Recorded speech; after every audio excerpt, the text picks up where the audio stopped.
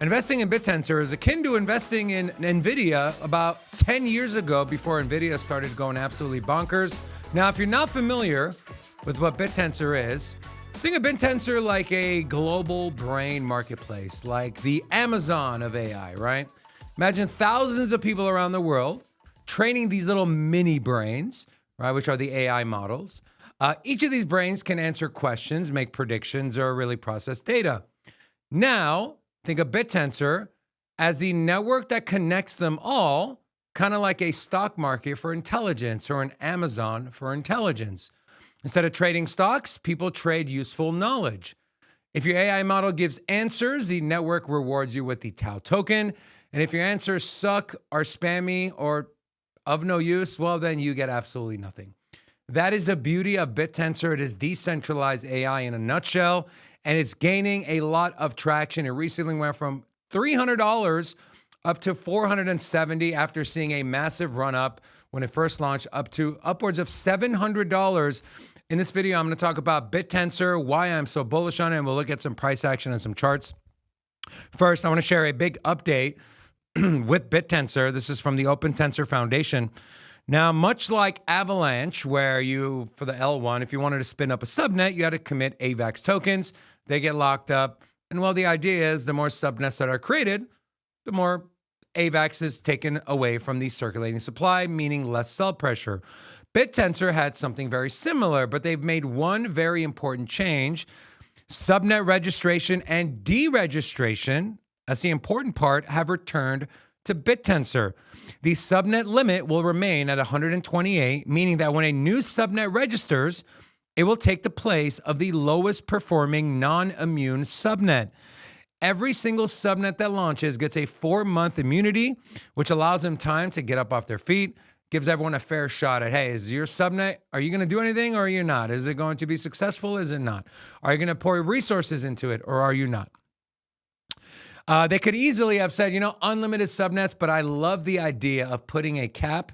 It provides some sort, it gives a vibe of exclusivity to where if you want to get into the network, you gotta be, you gotta prove your worth. And once you're in, you gotta continue to prove your worth. And so this allows these builders who are amazing builders to remain in the network and keep building. And the ones that are just looking for a quick buck, maybe it's a scam, maybe they don't take it seriously. Well, guess what? They got a real chance of being deregistered after their 4-month immunity period. This existential threat will further incentivize subnet teams to prove their worth or make space for new builders, increasing competition and improving the overall quality of projects building on Bittensor. TAO in the deregistered subnet pool would be distributed pro rata to alpha holders. And then going down, we'll get into the subnets here in a second. Though we have talked about this a number of times publicly in the abundance of caution and to ensure no community member is caught off guard, they are resetting the current subnet registration cost back to the initial value of 2,500 TAO. Now, I mentioned a big change, a big update. Here it is. Instead of having the TAO when a subnet registered be locked, they are not going to burn that TAO. So 2,500 TAO, every time a new subnet is registered, is going to be burned, aka removing that out of the circulating supply. TAO is already a finite, limited amount of TAO in circulation, or there will ever be in circulation, much like Bitcoin. 21 million, first halving is coming up in about a month and a half.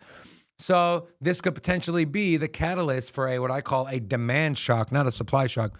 This should give people ample time to adjust their scripts. And it goes on to kind of give you some updates. To view new registration costs, you can go to this website. So with these subnets, I would highly recommend those of you that are interested in getting into the subnets and doing some of these subnet tokens. We did do a video on our Patreon where I kind of walk through exactly how to stake to certain subnets and to get those dynamic TAO tokens in each subnet that you choose. I'll post a link to that video. It is available for purchase in the description of the video, so make sure to go check that out. But in the meanwhile, you should go to this website, and I know you don't see it on your screen, but I'll have it in the description for you to take a look at. This gives you an overview of every single subnet that is in the Bittensor ecosystem, what they do, the number and the name of the subnet. You can even click view their profile. For example, this is Taoshi. Tells you the emissions rate, how many validators they have, miners, yada, yada, and exactly what it does. This is a great resource if you're serious about getting into the ecosystem of Bittensor and trying to find those undervalued subnets that you could potentially stake some of your TAO to. I currently have some TAO staked. I have some TAO staked to subnet 41, subnet 44, and subnet number 8. You probably heard of this one, subnet 41 Sports Tensor. These are the guys that had a partnership with Polymarket.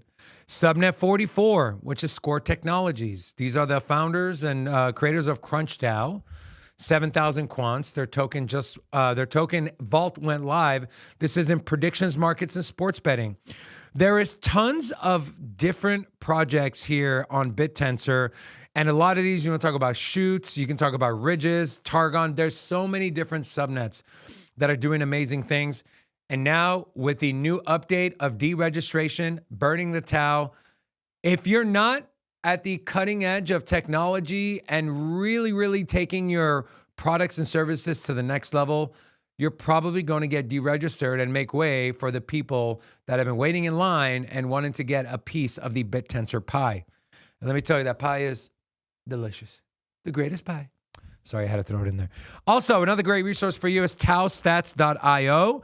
You can see how the subnets are performing, what their emission rate is, their market cap, their volume, so on and so forth.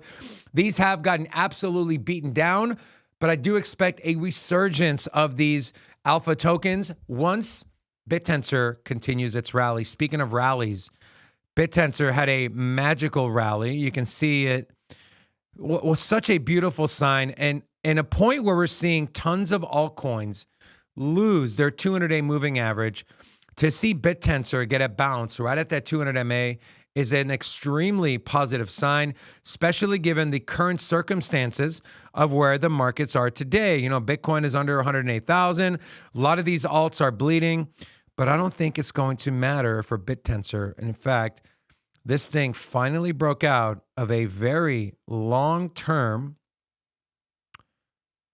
kind of consolidation pattern here. This is Bittensor on the daily.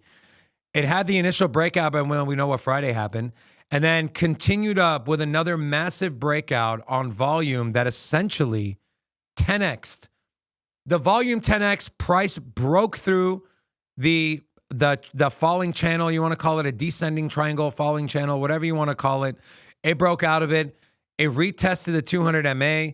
If it does come back and attempt to retest the top end of this range, which, by the way, if this happens, it would be an absolute gift, $339. I don't foresee that happening. In fact, those of you that have watched any of our videos, you guys know I love our 50% fib level, which guess what? Confluence there with the 200 MA. Our 50 sits at 376. The top end of our 200-day moving average sits at 367.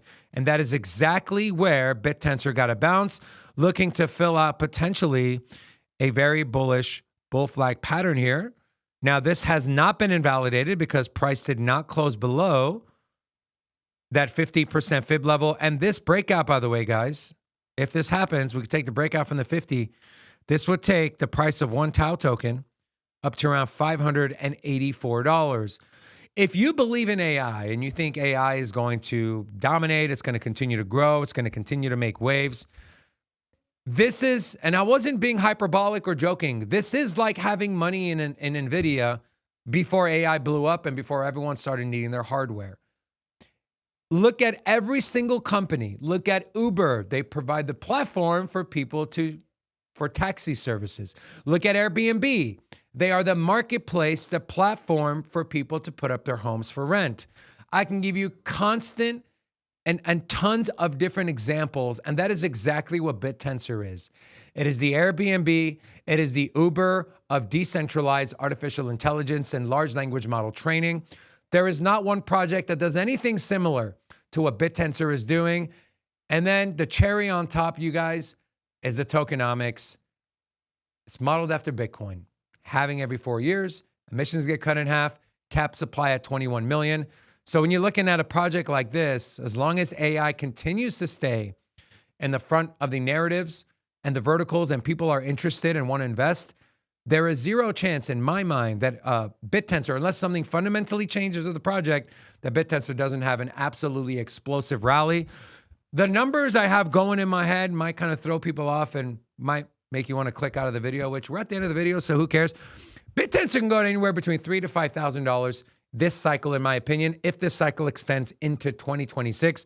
No, that sounds insane. That's like a 10x, $3,000. We're kind of talking Ethereum levels. Again, tokenomics similar to what Bitcoin is. Plus, you have the AI boom and what it's doing. So I'm a big Bittensor holder, in case you couldn't figure that out from watching the video. We're going to be covering this project more on this channel, so make sure you subscribe, have your notification bell on, and come check out our live show Monday through Friday at 10:30 a.m. Pacific Standard Time. Till the next one. Peace.